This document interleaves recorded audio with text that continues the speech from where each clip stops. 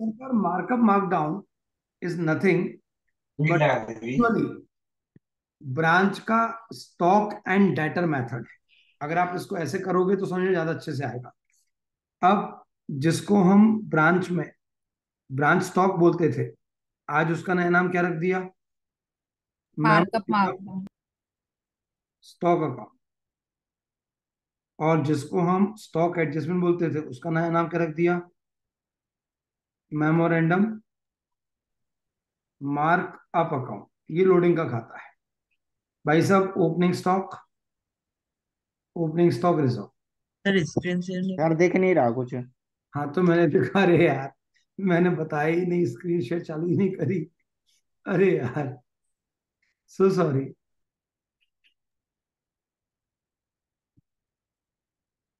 आ गया। हाँ, तो opening stock reserve, goods purchased और डिपार्टमेंट रिकॉर्डेड एट आईपी, उसकी लोडिंग। रिटर्न, उसकी loading. Sale, no reversal of loading. Sales, no reversal of loading. फिर इसके बाद इंक्रीज इन सेलिंग प्राइस।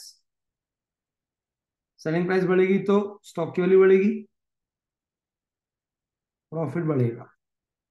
तो डिक्रीज इन सेलिंग प्राइस, जिसको हम यहां पे बोलते हैं markdown, will be credited to stock account and debited to memorandum markup account. अब ये जो हमने प्राइस रिडक्शन किया जिस माल का, अगर वो माल ईयर एंड तक बिक गया तो बहुत बढ़िया। सर एग्जांपल के साथ समझाओ, मजा आ जाता है। Sir big billion day sales, Amazon की कौन सी सेल होती है? क्यों? तो उसका नेम नहीं होता, बस सेल होती है वो, यानी big billion branded day. Branded Flipkart की होती है ना। अमेजॉन हाँ prime sale. Great Indian festival. हाँ, अपन एक काम करते हैं, बिग बिलियन डे सेल्स क्या होता है? 3 बिग बिलियन डे, जो माल जिस भाव पे बिक रहा था उससे 10% और नीचे बिकेगा, है ना? तो उस माल को, सारे माल को, जो भी उसकी नॉर्मल सेलिंग प्राइस थी उससे 10% नीचे ले आओ। जितनी लूट मच जाए उतनी लूट मच जाए, जितना माल बिक जाए उतना बिक जाए। 3 दिन खत्म, वापस से, वापस से क्या करोगे? Selling price. वापस से उसे नॉर्मल सेलिंग प्राइस पे ले आओ। तो बस वही यहां करना है कि हमने पहले भाव गिरा दिए, और ये प्रॉफिट का खाता है बेटा, तो प्रॉफिट का खाता, प्रॉफिट बढ़े तो क्रेडिट, कम हो तो डेबिट।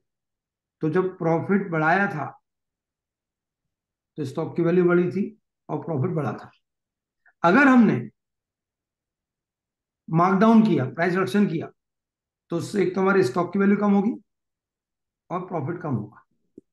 अब अगर अब अगर ईयर एंड तक ये पूरा माल नहीं बिक पाया, तो फिर हम उस केस में जो मार्कडाउन किए थे उसे वापस से मार्कअप करेंगे और उसकी लोडिंग वापस से बढ़ा के स्टॉक की प्राइस बढ़ा देंगे। मेरे लिए तो क्या है, रटा गया एक एग्जांपल था कि देखो, ब्रांच बाय में, डिपार्टमेंट बाय में 21,000 की कॉस्ट का माल रखा था।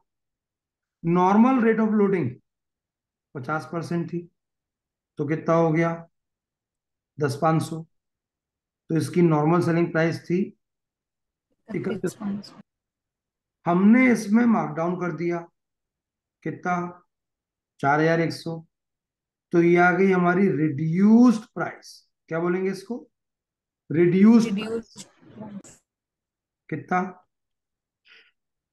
अगर ये पूरा माल बिक गया तो हमने जो मार्कडाउन किया था वो जस्टिफाई हो गया।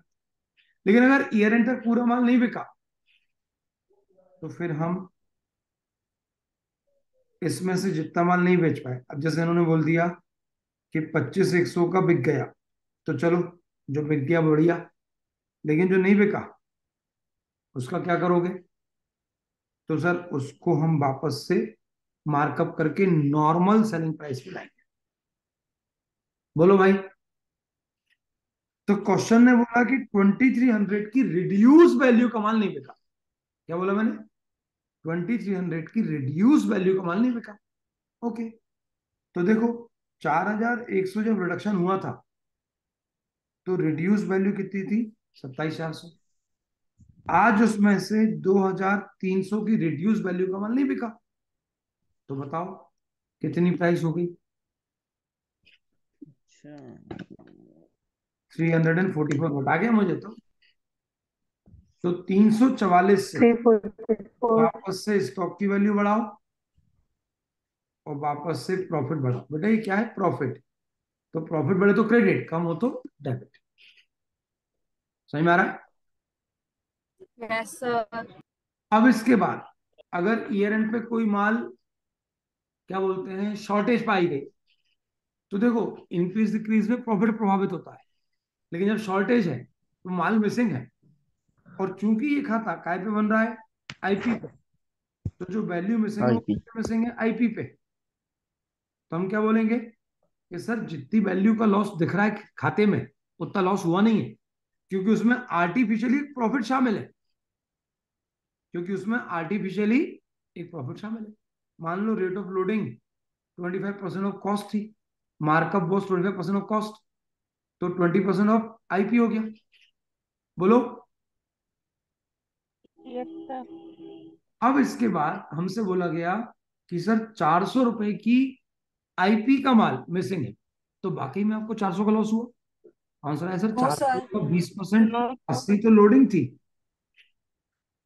400 का 20%, 80 तो लोडिंग थी, और जेन्युइनली 320 का लॉस हुआ है। तो ये लोडिंग कहां पड़ी थी? मार्कअप में। तो जाएगा by memorandum markup account, markup में जाएगा स्टॉक, और बाकी बचे हुआ 320 ये जाएगा पीएनएल में, जो आपका जेन्युइन लॉस है। और फाइनली अब इतना लिखने के बाद आ जाएगा क्लोजिंग स्टॉक, और यहाँ आ जाएगा उसका क्लोजिंग स्टॉक रिजर्व। अब बैलेंस कर लो ब्रांच या डिपार्टमेंट मार्कअप अकाउंट को, तो यहाँ पे आ जाएगा जीपी, जो चला जाएगा पीएनएल। खत्म, फिनिश, टाटा। इतना ही है मार्कअप मार्कडाउन। बोलो, समझ में आया क्या? so please see. Yes, sir. Sir, ये इंक्रीज और डिक्रीज इन सेलिंग प्राइस वाला एक बार फिर से, सिर्फ इसी में प्रॉब्लम होती है थोड़ी. अच्छा, 100 रुपए की कॉस्ट है, 50 रुपए प्रॉफिट है, तो स्टॉक खाते में ये अमाउंट कितने में पड़ा हुआ है? 150। सर 150 150. और उसका प्रॉफिट कितना पड़ा हुआ है मार्कअप में? मार्कअप 50 150. मार्कअप मतलब ब्रांच स्टॉक एडजस्टमेंट अकाउंट। अब मैंने ये माल 160 में बेचा, तो सेलिंग प्राइस बढ़ने से मेरा प्रॉफिट और बढ़ जाएगा और स्टॉक की वैल्यू बढ़ जाएगी। तो 10 रुपए से स्टॉक बढ़ाओ और 10 रुपए से प्रॉफिट बढ़ाओ। क्या ये बात समझ में आई? Yes sir. और अगर यही माल मुझे सस्ते में बेचना पड़े, मान लो 135 में बेचा, तो रिकॉर्ड काय पे किया था? 150 पे, लेकिन बेचना पड़ रहा है काय पे? 135 तो 15 15 रुपए. जो प्रॉफिट रिड्यूस हुआ वो स्टॉक की वैल्यू भी कम करेगा और प्रॉफिट भी कम करेगा। बोलिए जी। Yes sir. यस. दोस्त,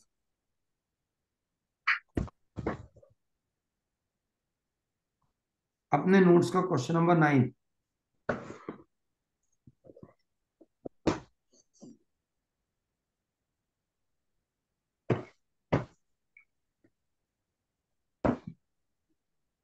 सर, अगर जो हमने रेट ऑफ लोडिंग ऐड किया होता है, अगर डिक्रीज इन सेलिंग प्राइस उस रेट ऑफ लोडिंग से भी ज्यादा हो जाए तो उसका क्या होगा? हाँ, तो वही वही होगा। एक बात का, जीपी का मतलब ग्रॉस लॉस नहीं होता क्या? अगर यस सर. सेलिंग प्राइस ज्यादा है तो आप जीपी बोलते हो, और उसका उल्टा हो जाए तो लॉस बोलते हैं। लो sir, Westside is a retail store operating two departments. The company is maintaining a memorandum stock account and memorandum markup account for each of the department. Supplies issued to the department are debited to memorandum stock account of the department at cost plus markup यानी IP, and branch sales are credited to this account. सीधी बात है, stock account अगर आप selling price maintain कर रहे हो तो cell भी सेलिंग प्राइस पे आएगी। The markup on supplies issued to the department, यानी loading on supply मतलब goods issued to the department is to be credited to memorandum markup account for the department. When it is necessary to reduce the selling price below the normal selling price, that is cost plus markup, the reduction यानी markup is recorded in memorandum markup account. हाँ sir वही करते हैं, कुछ नया तो कर नहीं रहे आप। बाय का मार्कअप है 1/3 ऑन कॉस्ट और जेड का मार्कअप है 1/2 of cost. The following information is extracted from the records of the site for the year ended 31st of December. तो sir opening stock at cost, department Y का कितना था? Department Y का कितना था? 1/3 on cost, 1/3 on और cost. ये भी कॉस्ट है, तो 24,000 का 1/3 8, 8 32। 32 इसका था 50% ऑफ कॉस्ट।54 परचेसेस अगर लिखा है तो हमेशा काय पे होगी? कॉस्ट पे। कॉस्ट। तो 1,62,000 का 1/3 निकालो, 50 और 4 54, 216 216, 190 का 50% 95, 85। 285। सेल्स टू सेल्स है, ये तो सही है। Actual sales during the year, actual sales during the year.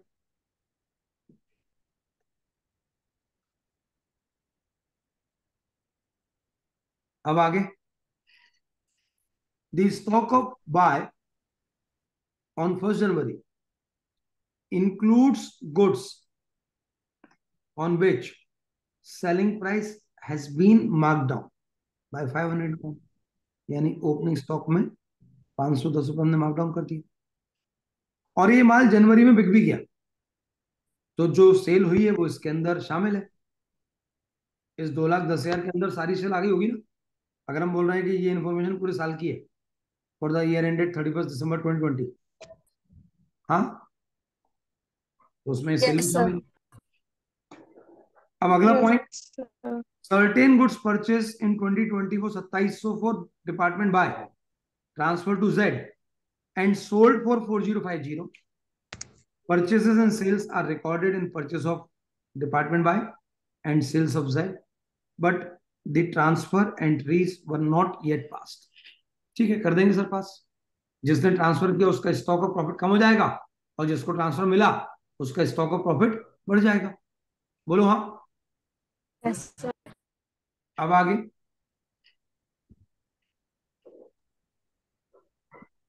Goods purchase in 2020 were mark down as follows. Department Y में 8,000 की कॉस्ट का माल था और उसे 800 से राइट ऑफ किया गया, और डिपार्टमेंट जेड में 21,000 की कॉस्ट का माल था, उसे 4,100 से राइट ऑफ किया गया।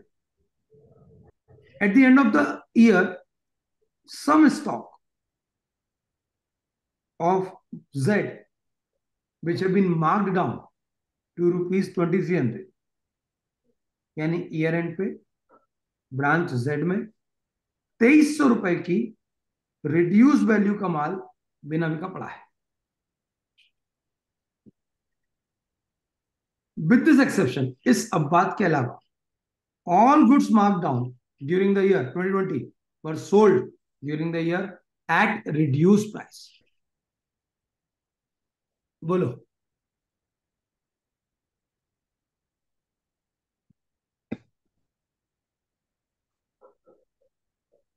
अब आगे बोलते हैं पॉइंट नंबर 7। स्टॉक टेकिंग के दौरान ईयर एंड पर 240 की कॉस्ट का माल मिसिंग है। कहाँ पे? बाय में। तो बाय 240 कॉस्ट है, 240 का 1/3 80, आईपी 320।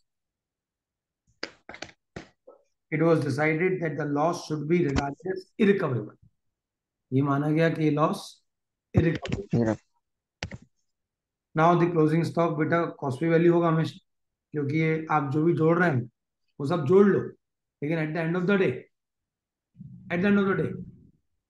तो बैलेंस शीट में स्टॉक कॉस्ट पे ही आएगा, या एनआरबी अगर उससे कम है तो उस पर आएगा, सेलिंग प्राइस पे तो आ नहीं सकता। बोलो भाई। Yes sir.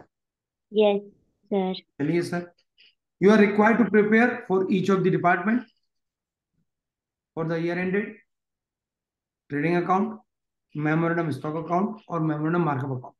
पहले आप अपने आप को 10 बार बोलो कि मेमोरेंडम तो बकवास है, ये pure stock and debtor method है। बोलो अपने आप को एटलीस्ट 4 बार बोलो मनी मन में।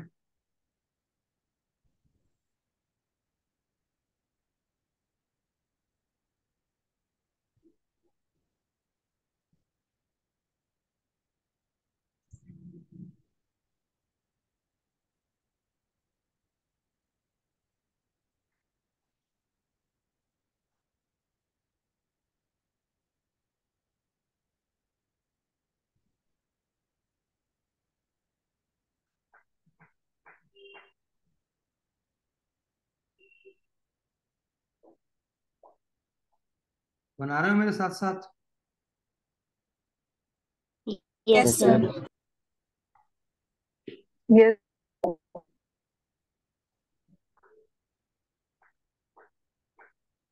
ये हो गया मेमोरेंडम स्टॉक,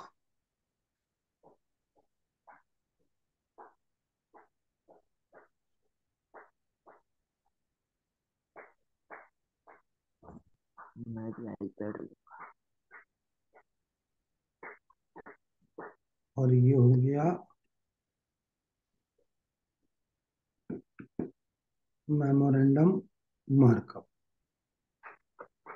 मेमोरेंडम मार्कअप मतलब Profit. Branch stock adjustment account, याद है ना?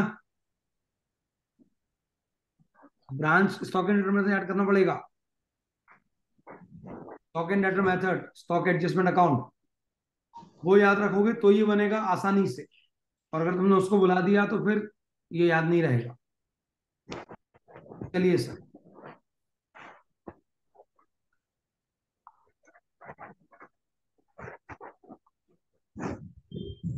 सबसे पहले बोल रहे हैं ब्रांच बाय में ओपनिंग स्टॉक 24,000 की कॉस्ट पे था। सर कॉस्ट से मतलब ही नहीं है हमें, किससे मतलब है? 32 आईपी मतलब है आईपी से। IP.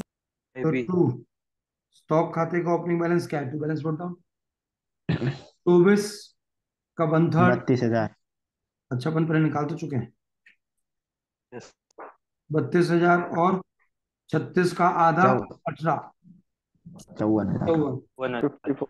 तो ये आ गया 8 और और 18 18 by opening stock reserve. Stock reserve फिर हमने ब्रांच के लिए माल खरीदा, तो गुड सेंट ब्रैकेट में परचेज 25, 1,62,000 का 1/3 216 216, 190 का आधा 54. 285 तो यहाँ पे 54,000 और 95 बाय। अब वहां पे बोलते थे गुड सेंड टू ब्रांच, क्यों तुम भूल गए क्या? स्टॉक एंड डेटर मेथड, माल भेजा 2 entry, branch stock to good send to branch stock adjustment, वापस आया तो goods sent account debit to branch stock, और वापस आया तो लोडिंग रिवर्स, तो branch stock adjustment account debit to good sent. माल बेचा नहीं, इंटर ब्रांच ट्रांसफर, तो ट्रांसफरर पे एंट्री नंबर 3 4, ट्रांसफरी पे एंट्री नंबर 1 2। फिर नगद माल बेचा, branch cash to branch stock, उधार माल बेचा, branch debtors to branch stock. Sales reverse हो गई, रिटर्न हो गई, तो branch stock to branch cash, branch stock to branch debtors. Branch creditor ने डायरेक्टली एचओ को माल वापस कर दिया। कुछ याद आ रहा है? ये सब रटाए थे मैंने, पूरा डायग्राम बना बना के अच्छे से। Yes sir. Yes sir. तो अगर वो याद है तो ये याद होना चाहिए, क्योंकि ये वही है, बस नाम चेंज किया है, रिश्ता वही, सोच नहीं। समझ में आ रहा है? रिश्तों के भी रूप बदल। तुम पागल हो क्या मुस्कान? क्वेश्चन क्यों दिखाऊं? तुम्हारे पास नोट्स नहीं है क्या? तो देखी हो ना कि कहीं और से आए हो, तो नोट्स निकालो बेटा, कि खुद ही है।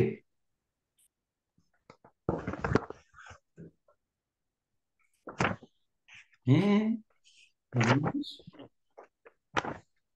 चलो आगे। अब क्वेश्चन में लिखा है ब्रांच सेल्स, तो या तो डेटर्स में जाएगा या कैश में जाएगा। 2,10,000 सेल्स, 285 सेल, ये हो गए तीनों पॉइंट, 1, 2, 3। अब क्या बोल रहे हैं? पहला पॉइंट उस टेबल के बाद कि डिपार्टमेंट बाय में, डिपार्टमेंट बाय में क्या हुआ है? ओपनिंग स्टॉक में, डिपार्टमेंट बाय में ओपनिंग स्टॉक में 510 रुपए राइट ऑफ किए गए, और इस माल को जनवरी में बेच भी दिया गया। तो मार्कडाउन हुआ है। ये भगवान, मार्कडाउन हुआ है, और मार्कडाउन हुआ है तो स्टॉक की वैल्यू करेगी। स्टॉक की वैल्यू बढ़े तो डेबिट, गिरे तो क्रेडिट, प्रॉफिट बढ़े तो क्रेडिट, कम हो तो डेबिट। क्या एंट्री हो जाएगी? Memorandum markup account debit to memorandum stock account, और यहाँ पे क्या हो जाएगा? By memorandum markup account. Price reduction, क्या मैं पहुंचा पाया? Yes yes sir. Sir. Yes sir. अब इसके बाद पॉइंट नंबर 5 आया, आराम से बिना कोई टेंशन के शांति से सुनना। ब्रांच बाय ने, यानी डिपार्टमेंट बाय ने डिपार्टमेंट जेड को 2700 की माल ट्रांसफर करी, जिसकी परचेज प्राइस 2700 थी। Purchase price 2700। तो जब माल ब्रांच बाय को मिला होगा तो काय पे मिला होगा? 27 IP प्लस 1/3 ऑफ 2700 आईपी पे, क्योंकि हम ब्रांच स्टॉक खाता, मेमोरेंडम स्टॉक खाता आईपी पर मेंटेन करना है। तो 2700 का 1/3 900, कितना हो गया? सर 36। 50% मिलेगा ना। अच्छा, बाय में क्या था, भूल गए क्या? जब भी दो ब्रांच आपस में स्टॉक स्टॉक खेलती हैं, ऐसे नहीं खेलती, बाया एचओ खेलती हैं, भूल गए? अच्छा तो हाँ ब्रांच जो ट्रांसफरर है वो जब माल ट्रांसफर करेगा दूसरे को, तो माना तो यही जाएगा कि आपने एचओ को वापस करा, और फिर एचओ ने दूसरी ब्रांच को दिया, तो भले ही ट्रांसफर है लेकिन कहलाएगा क्या? रिटर्न। तो ब्रांच बाय ने एक माल रिटर्न किया जिसकी ओरिजिनल को 2700 थी, तो उसकी आईपी कितनी है? 3600। By goods send to department, transfer to Z, काय पे? तेरा तुझको अर्पण, क्या लागे? मेरा। तो जब मैंने माल वापस कर दिया तो मैं बेच नहीं पाऊंगा, बेच नहीं पाऊंगा तो कमा नहीं पाऊंगा, कमा नहीं पाऊंगा तो प्रॉफिट रिवर्स करो। बोलो, याद आ रहा है कुछ? Yes sir. Yes sir. अब इसके बाद ये माल पहुंच गया एचओ के पास। अब एचओ क्या करेगा? इसे देगा ट्रांसफरी को। ट्रांसफरी कौन? जेड। जेड। का लोडिंग क्या है? Z 50% of cost. 50% on cost. वैसे भी इन 50%। वैसे भी इन दो एंट्रियों के बाद नेट क्या बचा वापस से? कॉस्ट। 2700। इसमें 50% जोड़ा, 1350। 4050। आ गई 4050। तो जिसने रिसीव किया उसमें डेबिट हो जाएगा, to good send to department, transfer receive, और जो ट्रांसफर रिसीव करता है वो जो ट्रांसफर रिसीव करता है, अब वो माल बेचेगा, वो बेचेगा तो वो कमाएगा, कमाएगा तो भाई साहब 1350 रुपये क्रेडिट भी होंगे by goods and to department bracket में loading on transfer receive, loading on transfer receive. Receive. बोलो। Yes sir. चलो और आगे, और ये माल पहुंच गया बाय से जेड, तो सर हमारा ये वाला पॉइंट, ये वाला पॉइंट, ये वाला पॉइंट, ये वाला पॉइंट, ये वाला पॉइंट खत्म। अब हम आ रहे हैं असली पॉइंट पे, और वो असली पॉइंट क्या है? मार्कडाउन। ड्यूरिंग द ईयर हमने साल के दौरान बाय में और जेड में मार्कडाउन किया, ठीक है, ये बात है। सर 800 रुपए का मार्कडाउन हुआ है बाय में, 4100 का हुआ है जेड, तो सर 800 रुपए से प्रॉफिट कम कर दो बाय के, 4100 से कम कर दो जेड के। आई एम सो सॉरी, मैंने स्टॉक खाते में लिख दिया। हाँ, कहाँ पे लिखोगे? 800 और 4100 to memorandum stock by memorandum markup. कितना कितना बेटा? 800 और 4100। जैसे सर ऊपर हमने भाव गिराए थे और उसके बाद कभी बात नहीं करी, क्यों नहीं करी? क्योंकि ये बिक भी बिक गया सर ये। ऐसे ये भी बिक गया, लेकिन ये वाला माल जिसके भाव गिराए थे ये पूरा नहीं बिक पाया। बिग बिलियन डे समाप्त हो गई और आपको अपना स्टॉक वापस से नॉर्मल पे लेके आना पड़ेगा। तो in this event we have to reverse the effect of markdown and therefore जो एंट्री अभी करी थी उसको उल्टा करो। अभी क्या करी थी? Memorandum markup to memorandum stock, तो अब क्या करोगे? Memorandum stock account debit to memorandum markup account, और क्या लिखूं? Reversal of markdown. कितना? तो शो कर दो। 23। अच्छा ये कहां पे था? जेड में ही था, जेड में था ना? तो यस सर। जेड में जो टोटल माल था उसकी कॉस्ट क्या थी? 2100। 21,000। 21,000। लोडिंग एट द रेट 50%, वही सेम आंसर 10,500। तो इसकी नॉर्मल सेलिंग प्राइस क्या थी? 31,500। लेकिन आपने क्या किया? मार्कडाउन किया, रिड्यूस प्राइस क्या आ गई? 27,400। 23,400। 27,400। क्वेश्चन बोल रहा है कि 27,400 में 2300 की रिड्यूस्ड प्राइस। बेटा मैं इतना जोर से बोल रहा हूँ ना बार बार, आपको प्लीज इस बात को समझना पड़ेगा। रिड्यूस प्राइस का माल नहीं बिक पाया, तो जब रिड्यूस प्राइस 27,400 थी तो कितना प्राइस रिडक्शन हुआ था? 4,100। तो बताओ आज 2300 की रिड्यूस प्राइस का अगर माल नहीं बिक पाया तो कितना प्राइस रिडक्शन रिवर्स होगा? तो 344। 100 डिवाइड बाय 27,400 इंटू 2,300, 344। तो 344 रुपए से हमें मार्कडाउन रिवर्स करना है। मार्कडाउन किया था तो प्रॉफिट कम स्टॉक कम, तो रिवर्सल ऑफ मार्कडाउन मतलब मार्कअप, और मार्कअप से क्या होगा? स्टॉक बढ़ेगा और प्रॉफिट भी और बढ़ेगा। वापस से प्रॉफिट बढ़ेगा। सर बिग बिलियन डे समाप्त हो गई तो क्या हुआ? सर जब बिग बिलियन डे समाप्त हो गई तो वापस से माल अपनी नॉर्मल सेलिंग प्राइस पे आ गया। ऐसा करने से आपका पूरा स्टॉक नॉर्मल प्राइस पे आ जाएगा। समझ में आया? नहीं तो अभी मालूम क्या करना पड़ता? जो भी क्लोजिंग स्टॉक आता उसके दो टुकड़े करने पड़ते, एक नॉर्मल और एक ये वाला एब नॉर्मल। जो नॉर्मल था उस पर लोडिंग रिवर्स होती नॉर्मल रेट से, और जो एबनॉर्मल होता उसमें फिर आपको यही कैलकुलेशन करना पड़ती, तो वो ज्यादा तकलीफ दे होती। ऐसा करने से क्या हो गया? अब सारा माल नॉर्मल हो गया। क्योंकि जो नहीं बिक पाया वो भी अब नॉर्मल में आ गया, जो नहीं बिक पाया वो भी अब नॉर्मल में आ गया। बोलो। Yes sir. Yes sir. Sir. अब यहाँ देखो, ये क्वेश्चन बस अपने आखिरी पड़ाव पर है, ये भी हो गया। 7वां पॉइंट बोल रहा है कि स्टॉक टेकिंग के दौरान पता पड़ा कि 240 कॉस्ट का माल मिसिंग है। 240 कॉस्ट का माल मिसिंग है।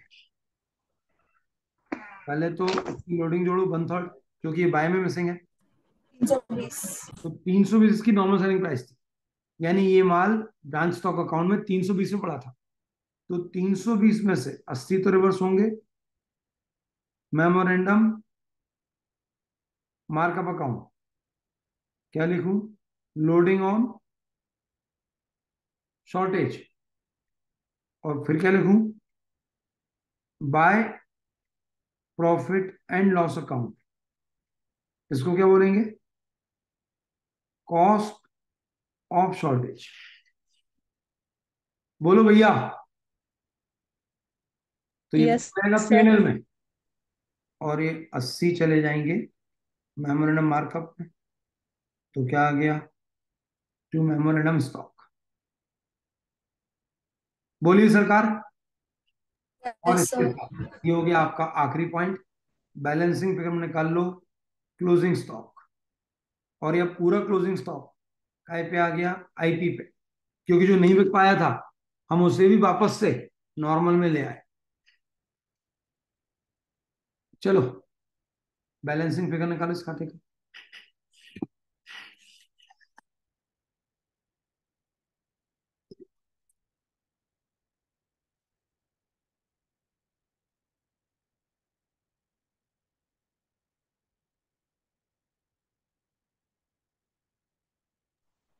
सर जेड वाले में आएगा 54294। 5494। 294। आंसर में 32,770। 32,770। 32,770। अजय काय पे आया है? कॉस्ट। आईपी। सर अभी से स्टॉक सर प्राइवेट। बना दो। Yes sir. अब बाय में था 1/3 ऑफ कॉस्ट, तो आईपी का कितना हो जाएगा? 1/4। तो 32,770 का 1/4 8,000। सर 8192.5। 8192.5। और यहाँ पे था कॉस्ट का 1/2, तो सेल का 1/3, तो 54,000 का 1/3 यस सर 18,000। 1098। 098। अब जो बचा वो हमारा रियलाइज प्रॉफिट है, वो चला जाएगा पीएनएल में। भाई साहब ये हो गया आपका पूरा मेमोरेंडम मार्कअप मार्कडाउन। एग्जाम के 3 दिन पहले मैंने आपको पूरा रिवाइज करा दिया मेमोरेंडम मार्कअप मार्कडाउन, तो अब किसी को प्रॉब्लम नहीं आनी चाहिए। अगर एग्जाम में आ गया तो बननी चाहिए। और इसमें क्या होता है कि एक तो क्या है, 2 जगह बन आ सकता है, ब्रांच में भी आ सकता है। 4 बार ब्रांच बोल दिया तो ब्रांच बन जाएगा, और 4 बार डिपार्टमेंट बोल दिया तो डिपार्टमेंट बन जाएगा। चलो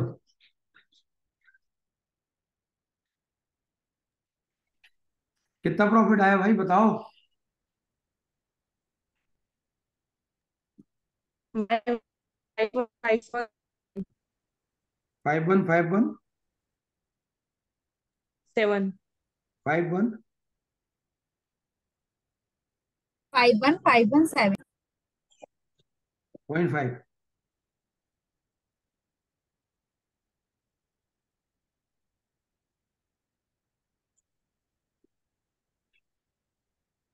हाँ जी, अभी और बता दो यार प्लीज। 92496। 92496। अच्छा अगर यही क्वेश्चन बोल रहे हैं ट्रेडिंग से निकाल के दो, तो ट्रेडिंग में आप क्या करोगे? ये कॉस्ट पे लिखोगे, ये ट्रांसफर भी कॉस्ट पे लिखोगे। अगर आपने भाव बढ़ा ही नहीं तो गिराओगे कैसे? नहीं हो सकता किसी भी हालत में, इससे डिफिकल्ट कुछ नहीं हो सकता। जब आपने भाव बढ़ा ही नहीं तो गिराओगे कैसे? तो जब आप नॉर्मल ट्रेडिंग अकाउंट बनाओगे तो उसमें कोई लोडिंग नहीं आएगी, और जब आपने भाव बढ़ा ही नहीं था तो गिराओगे कैसे? जब आपने भाव बढ़ा ही नहीं था तो गिराओगे कैसे?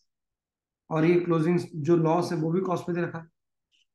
तो ऑल टुगेदर सब चीजें कॉस्ट पे है मेरे पास, और सेल्स तो सेल्स है।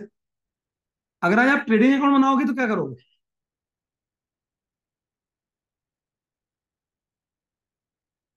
Trading account to opening stock 24,000 36,000, to purchase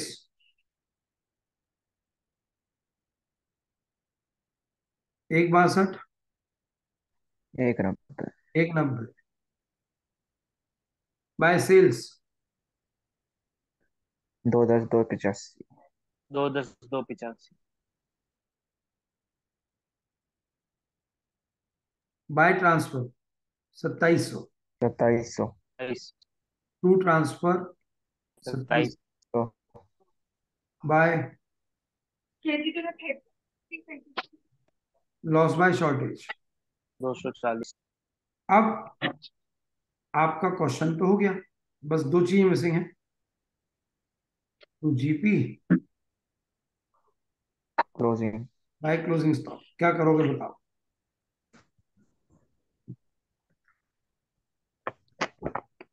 बोलो।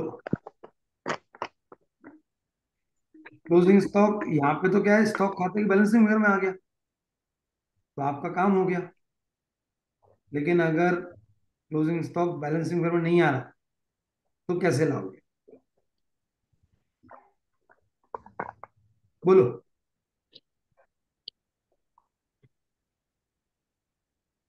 कैसे लाओगे?